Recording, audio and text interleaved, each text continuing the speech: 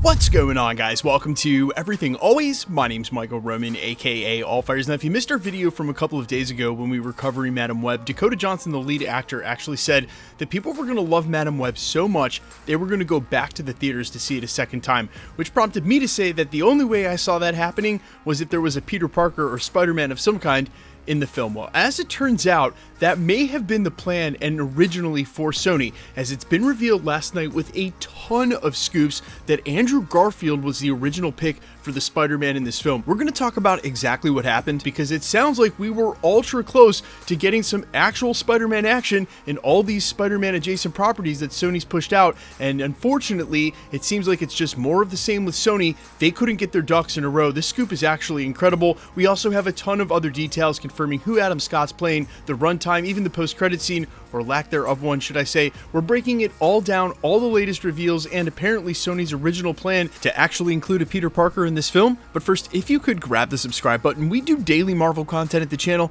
and that's all we do. Everything from official Easter egg breakdowns, trailers, and reviews, to the occasional industry insider report and everything in between. So if that sort of thing's for you, hit the subscribe button, leave a comment down below. That will automatically enter you to win our ongoing PS5 giveaway. The next one is right around the corner with the next Marvel drop. Again, all you gotta do, be a sub, leave a comment if you want, stick around to the end of the video. We'll get into all the giveaway stuff again there. Okay, so some quick details that were revealed alongside this huge Peter Parker scoop. First of all, it's being said that the runtime for this film, including the credits, is 1 hour and 56 minutes, and while that is subject to change, if that's final, that would make it the longest of all of the Sony adjacent Spider-Verse films. And let's be real, 2 hours for a film, regardless of the genre, is just a long movie, and that's why when the second part of this scoop, which broke earlier in the day, that there was no post-credit scene at all, this now confirmed by multiple trusted industry insiders. Again, no post-credit scene during this film. That sort of made me even more excited. A 2-hour film with no post-credit scene, maybe that third act is so impactful, maybe there is a Peter Parker, maybe it ends on such a huge cliffhanger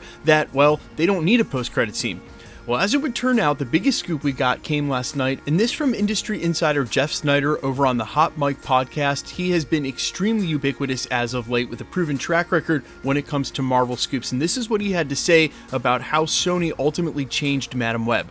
Originally, according to him, the plan was to have Andrew Garfield be the Spider-Man of Madam Web, but late in the game they changed it over to Tom Holland. Then they realized that they did the timeline wrong, so they reshot and removed everything referencing a Spider-Man and a particular year. It was then also noted by a separate industry insider that Adam Scott is actually playing Ben Parker, but don't look for that to tie to a Peter Parker in a significant way because his role is really small in the film. And while I'll remind you guys that this is a scoop and not confirmed just yet, there may be some test screenings for public reaction, and we're going to find out this weekend if it's true. I hope to God that this isn't true, and while I'm not holding out hope that there's a Peter Parker in this film, to think that Sony was this close to getting it right, understanding what the fans want to see, and then just couldn't get their ducks in a row, and for that reason omitted anything to do with the Peter Parker, just absolutely blows my mind. They are spending so many millions of dollars on these films, and how can they not see the fact that including a Peter Parker of some kind, any of them, tying it to one of those universes significantly is exactly what the fans want. Look, it was bad enough with Morbius when they actually teased a Spider-Man during the trailer and then had no connection to it. And when they did have a post-credit scene, it involved the Vulture and made absolutely no sense. And both them and Marvel share some responsibility that they haven't gone any decent way in tying Tom Holland, the Peter Parker they've invested all this time and money into tying him back over to Sony Spider-Verse in any way except for the 2 Venom post-credit scenes. And yet he crossed over with the 2 other Peter Parkers, but none of them have crossed over significantly with any of the new villains or the films are doing, like Morbius or Kraven, or now apparently Madam Web. And they don't have a post-credit scene in any way to tie it to anything, so it's just like this standalone thing that exists that's supposed to have the purchase power of Peter Parker and Spider-Man, but actually isn't. And now to know that they were that close, that they had plans to actually do something that the fans would want to see. And look, you don't have to involve him in the whole film. Having him tie it together at the end would make such a connection and would be so valuable. And when I say him, I really mean any of the Peter Parkers. Any of them. Shoot, cast a live action Miles Morales. Do any of it. And it's not that I don't want to see a film full of women in spider suits. I'm all for it. If this movie's good, you guys know me, I'm not just going to trash on it for no reason. And I like Marvel movies in general. I don't think Morbius was as bad as everybody thought it was, but it wasn't good. And so it's the same thing here. I just can't believe they were this close. And Sony, what are you doing? Stop making all these films until you can use a Spider-Man in them and then figure it out from there. Actually have a plan. And I think it just comes down to Marvel Studios and Sony may be cooking something up, and they may have something great to serve up in this 8-course meal in the 7th and 8 courses, but they've been sitting in the kitchen cooking and for way too long. At this point, we may have smelled something great, but if we can't eat it, it just leaves us upset, and that's where we're at. Not to mention, I wouldn't say that all of it has smelled too great. Look, they've done really well with Tom Holland's trilogy. I don't think anybody would deny that. It's one of the strongest trilogies in the MCU. It's a strong group of films. They all did extremely well with the fans, and they all did extremely well financially. But the fact that they have all these other Spider-Man adjacent properties, now we're headed into the 3rd Venom film, and we haven't even talked about the Peter Parker rumors for the Venom film because they are so ridiculous, I don't want to believe they're true. But this one, man, this one just makes me so mad. And I'm going to be honest with you guys.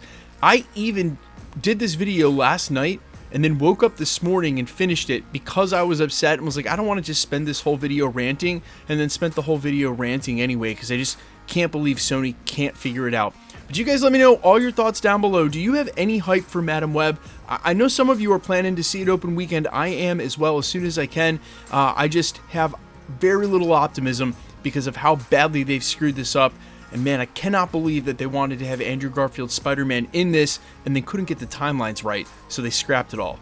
Mind-blowing. I'm all ears in the comments as always. Quickly, let's get into the giveaway stuff before I let you go.